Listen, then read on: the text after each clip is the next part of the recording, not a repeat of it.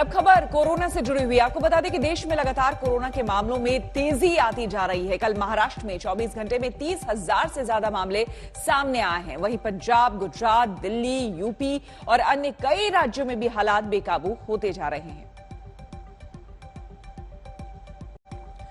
तो आपको एक बार फिर से हम बता दें, देखिए किस तरह से लगातार केसेस बढ़ते जा रहे हैं। महाराष्ट्र में सबसे ज्यादा 30,535 नए मामले 24 घंटे में सामने आए। 99 लोगों की मौत हो गई है। पंजाब में 2,644 हो गए हैं केस। केरल की अगर हम बात करें तो देखिए यहां भी आंकड़ा बढ़ता जा रहा है, 1,875। गुजरात में भी वही हाल है। दिल्ली में 823 केसेस सामने आए हैं पिछले 24 घंटे में। उत्तर प्रदेश में 488 केसेस सामने आए हैं। एक शख्स की मौत हो गई है।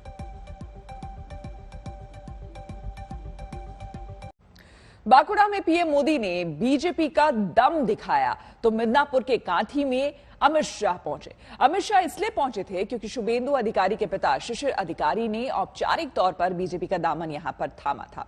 शिशिर अधिकारी के बीजेपी में आने से अब पूरा अधिकारी परिवार बीजेपी का है। सवाल यह है कि बीजेपी को अधिकारी परिवार से कितना फायदा होगा और अधिकारी परिवार की ताकत में कितना इजाफा होगा। जीतेगा जीतेगा शुभेंदु, जीतेगा जीतेगा जीतेगा जीतेगा, वोट से जीतेगा।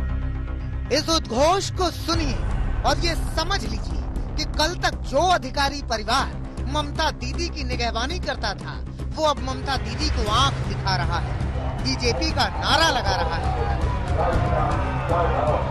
जीत का दम भर रहा है। शुभेंदु जीतेगा जीतेगा जीतेगा जीतेगा, वोट से जीतेगा। शुभेंदु अधिकारी ममता दीदी के खिलाफ नंदीग्राम में मैदान में है और उन्हें अब सियासत की सबसे बड़ी लड़ाई में पूरे परिवार का साथ मिल गया है।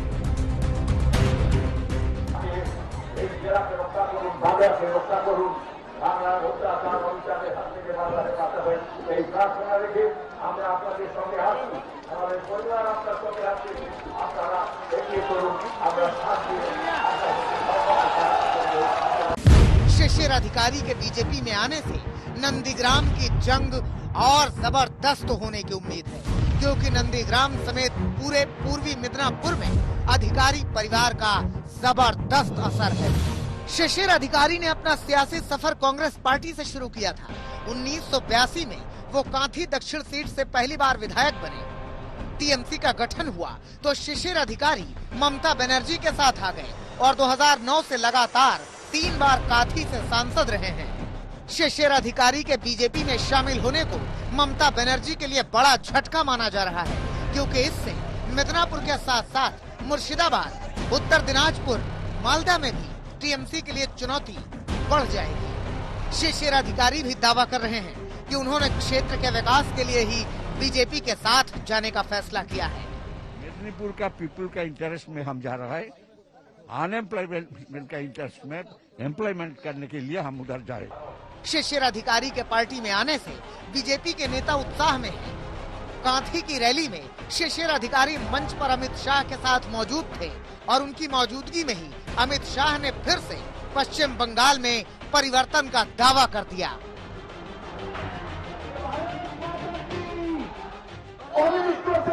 परेशान थे, दीदी ने वादा किया कि हम परिवर्तन करेंगे, माँ माटी मानुष का नारा दिया। मुझे बताइए भाई, परिवर्तन हुआ है क्या? जोर से बोलो दीदी, माताएं दीदी भी बताए, परिवर्तन हुआ है क्या? जोर से बोलो, हुआ है क्या? तो परिवर्तन नहीं हुआ। पहले भी घुसपैठ हो रही थी, आज भी घुसपैठ हो रही। कभी ममता बनर्जी के साथ खड़ा पूरा अधिकारी परिवार अब उन्हीं के खिलाफ मोर्चा खोल चुका है, लेकिन दीदी शुभेंदु अधिकारी को मीर जाफर बताकर ये जताने की कोशिश कर रही हैं कि अधिकारियों के जाने से उन्हें कोई फर्क नहीं पड़ेगा। অনেক সম্মান করতাম, অনেক ভালোবাসতাম। আমি নিজে মা তারার একটা ছবি এঁকে দিয়ে এসেছিলাম বাড়িতে। আর আজ সেই গদ্দার মীর জাফর বিশ্বাসঘাতকের দল আজ বিজেপিকে হাত ধরে নিয়ে এসছে আর বলছে 2014 সাল থেকে আমাদের সম্পর্ক ছিল। তার মানে ঘরে ঢুকে শীত কেটেছে। এদের থেকে বড় গদ্দার আর কেউ হতে পারে না, মনে রাখবেন।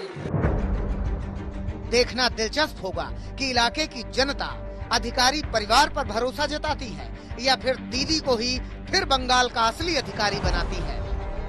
चित्रा त्रिपाठी, सूर्याग्नि रॉय और इंद्रजीत कुंडू के साथ अनुपम मिश्र, कोलकाता, आज तक। रुक करेंगे अगली खबर का। एंटीलिया केस में मुंबई के पूर्व पुलिस कमिश्नर ने चिट्ठी बम की जद में महाराष्ट्र सरकार है। आपको बता दें कि महाराष्ट्र के गृह मंत्री अनिल देशमुख पर संगीन आरोप लगाए हैं, जिसके बाद विपक्ष हमलावर हो गया है। एंटीलिया केस में आखिर खाकी के बाद खादी की एंट्री कैसे हुई, इसकी पूरी कहानी आपको दिखाते हैं।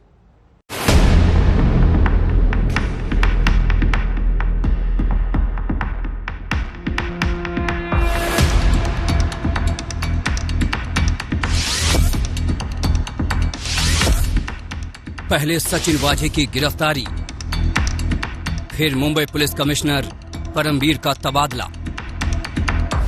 और अब महाराष्ट्र के गृह मंत्री अनिल देशमुख पर गंभीर आरोप। मुकेश अंबानी के घर के पास विस्फोटक वाली कार से रोज नए विस्फोटक खुलासे हो रहे हैं, जिसकी चिंगारी मुंबई पुलिस से होते हुए अब महाराष्ट्र सरकार तक पहुंच गई है। मुंबई पुलिस के पूर्व कमिश्नर परमबीर ने उद्धव ठाकरे को एक चिट्ठी लिखी है, जिसमें राज्य के गृह मंत्री अनिल देशमुख पर संगीन आरोप लगाए हैं। इस चिट्ठी में लिखा है, क्राइम ब्रांच की सीआईयू को लीड कर रहे सचिन वाझे को कई बार महाराष्ट्र के गृह मंत्री अनिल देशमुख ने अपने घर पर बुलाया और उनसे रुपए की वसूली के लिए कहा। फरवरी महीने में अनिल देशमुख ने सचिन वाझे को अपने घर पर बुलाया। इस दौरान अनिल देशमुख के पर्सनल सेक्रेटरी पलांडे भी वहां मौजूद थे। गृह मंत्री ने सचिन वाझे से हर महीने 100 करोड़ रुपए की मांग की। गृह मंत्री ने सचिन वाझे को रुपए की वसूली का तरीका भी बताया।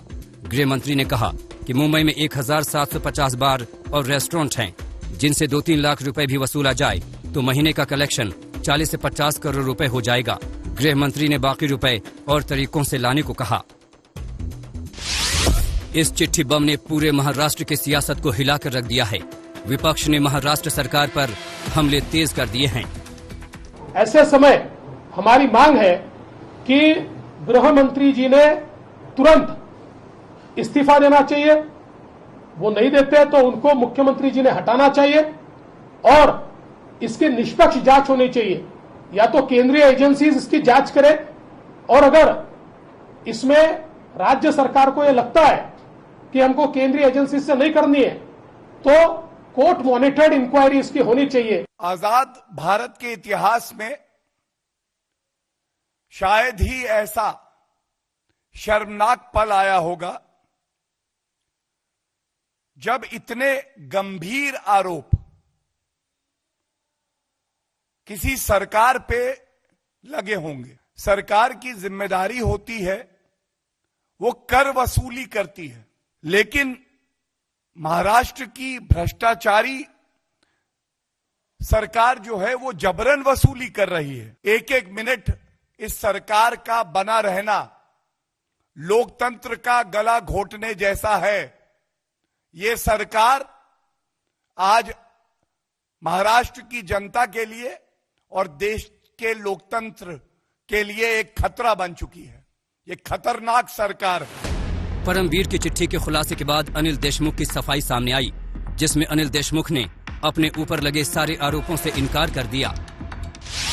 परमबीर सिंह ने कार्रवाई से बचने के लिए मुझ पर झूठे आरोप लगाए हैं। मुकेश अंबानी केस और मनसुख हिरेन मर्डर केस में जांच बढ़ रही है और ये जांच परमबीर सिंह तक पहुंचने की आशंका है। जांच जारी है। 17 मार्च को महाराष्ट्र सरकार ने परमबीर के ट्रांसफर का फैसला किया था, जिसने पूरे मामले को एक नया मोड़ दे दिया था। महाराष्ट्र सरकार इस पर खुलकर बोलने से बचती नजर आई।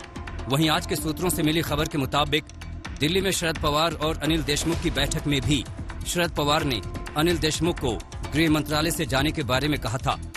पवार ने देशमुख की शिकायत आने की बात कही थी और उन्हें मंत्रालय से हटाए जाने के संकेत दे दिए थे। बहरहाल एंटीलिया का मामला अब और पेचीदा होता जा रहा है, जिसने पुलिस के बाद अब महाराष्ट्र सरकार को कटघरे में खड़ा कर दिया है। मुंबई से सौरभ वक्तानिया, साहिल जोशी के साथ दिल्ली से अशोक सिंघल, आज तक। पश्चिम बंगाल के लिए बीजेपी ने अपने घोषणा पत्र का ऐलान कर दिया है, जिसमें पार्टी ने कई बड़े ऐलान किए हैं। बीजेपी ने अपने संकल्प पत्र के जरिए संदेश दिया है कि 5 साल में सोनार बांग्ला का संकल्प पार्टी पूरा करेगी। क्या है इसमें खास, आपको दिखाते हैं।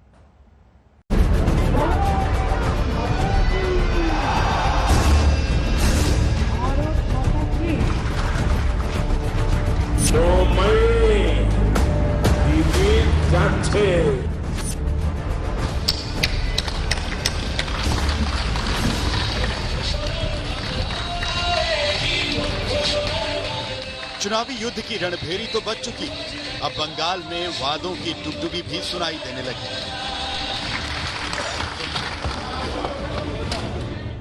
टीएमसी के बाद आज बीजेपी ने भी अपना चुनावी पिटारा खोल दिया। कोलकाता में अमित शाह की मौजूदगी में बीजेपी ने बंगाल में परिवर्तन के नारे के साथ अपना संकल्प जारी कर दिया। बड़े बड़े वादे किए और बड़ा चुनावी कार्ड खेला है।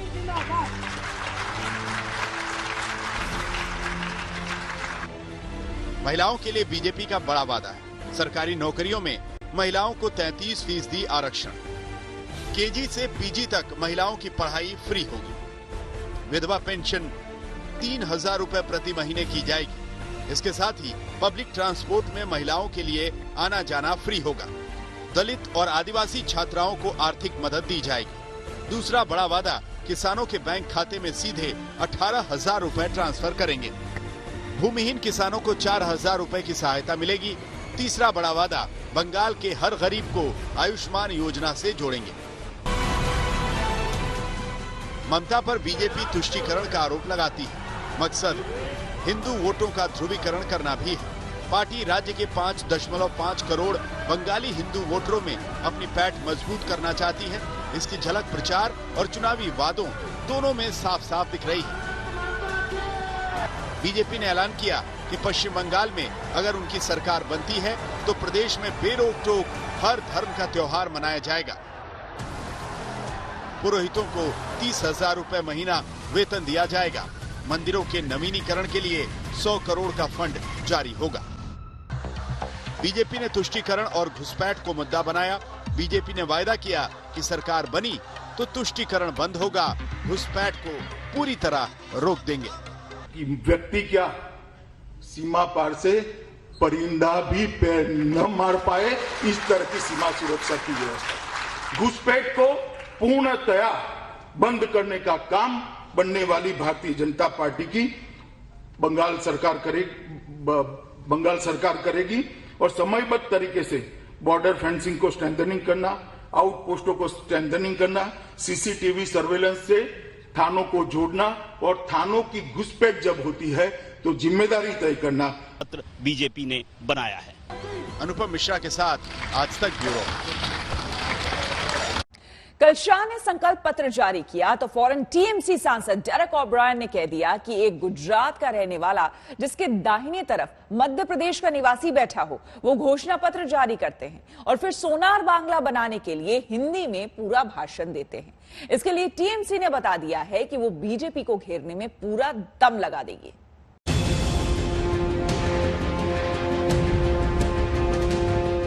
सत्रह मार्च को ममता बनर्जी ने 146 पन्नों के अपने मैनिफेस्टो में पिछले 10 साल की उपलब्धियां गिनाई, कई वायदे किए। नौकरी, स्वास्थ्य, शिक्षा के साथ साथ किसानों और गरीबों के विकास के लिए सब कुछ था।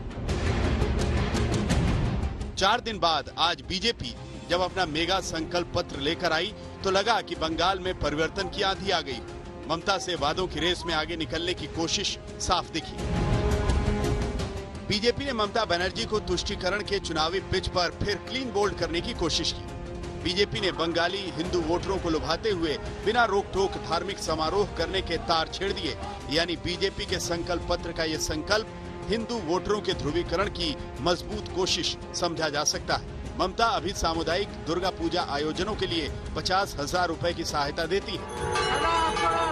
इसके साथ ही बीजेपी ने पुरोहितों का भत्ता 30,000 करने का वादा किया। टीएमसी पुरोहितों को 8,000 की जगह 10,000 भत्ता देने का वादा कर रही है। लेकिन ममता दीदी खेल समझ गई। हिंदू वोटरों को रिझाने की कोशिश पहले से ज्यादा तेज है। नंदीग्राम दौरे के दौरान ममता ने 20 से ज्यादा मंदिरों की पूजा अर्चना में हिस्सा लिया। हर रैली के मंच से ममता चंडी पाठ कर रही हैं। बोलती हैं, उनसे बड़ा हिंदू भला कौन है। दोनों पार्टियों ने वादों का अपना अपना पिटारा खोल दिया है। वादों की रेस में कोई किसी से कम नहीं। ममता मां कैंटीन चला रही हैं, बीजेपी अन्नपूर्णा कैंटीन चलाएगी। ममता ने विधवा पेंशन के लिए 1,000 रुपए देने का वादा किया, बीजेपी ने 3,000 का। ममता ने ओबीसी में महेश, तामुल, तिली, साहा को आरक्षण देने का वादा किया, बीजेपी ने भी इन्हें आरक्षण देने का भरोसा दिया। ममता ने छोटे किसानों को प्रति एकड़ 10,000 रुपए सालाना देने का वादा किया, बीजेपी ने भी किसानों को 10,000 रुपए देने की बात कही। ममता ने ओबीसी, दलित और आदिवासी परिवारों को साल के 12,000 रुपए ट्रांसफर करने का वादा किया। बीजेपी ने दलित और पिछड़े वर्ग की छात्राओं को 3 से 5,000 तक आर्थिक मदद की घोषणा की।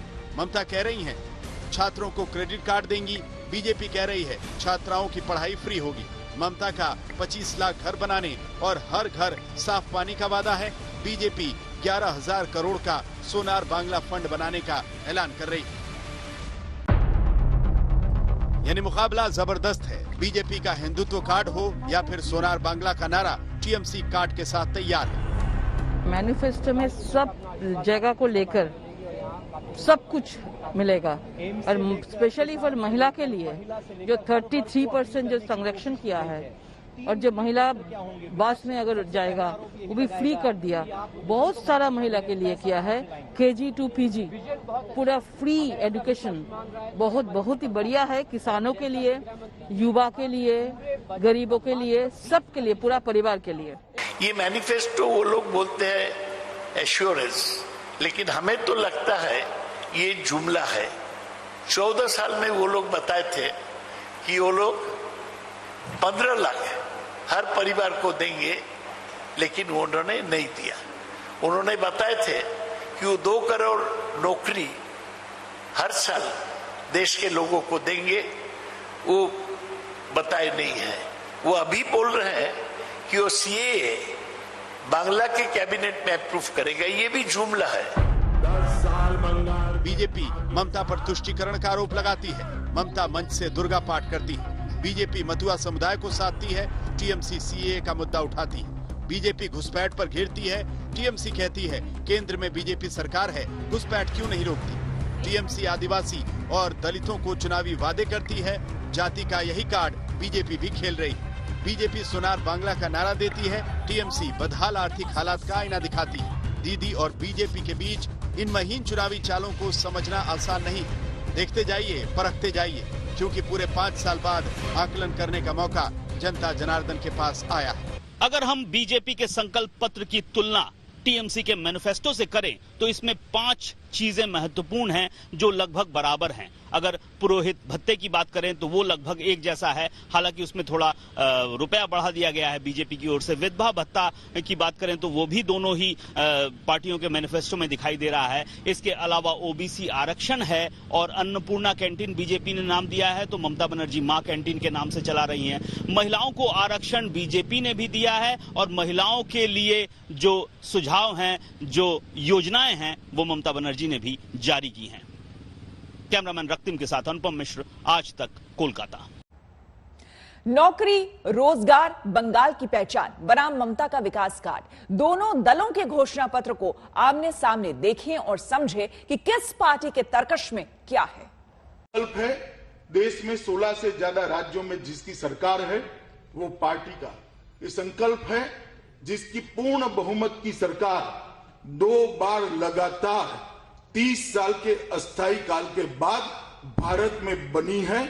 उस पार्टी का यह संकल्प पूरे देश भर में बेरोक टोक हर धर्म का त्योहार मनाया जाए, विशेषकर सरस्वती पूजा, दुर्गा पूजा का त्योहार मनाने के लिए भाजपा सरकार बनने के बाद किसी को कोर्ट की मदद की जरूरत नहीं पड़ी। High loaded virus, a political party is playing all the nasty game. Tell Jogi to tackle the women problem first. What happened to Haftash? What happened to Dalit girls and sisters? What happened there? He is not taking any action against the culprits, the criminals, talking big here. Bengal is a peaceful state. Tell him not to do the politics. We know the religions better than them.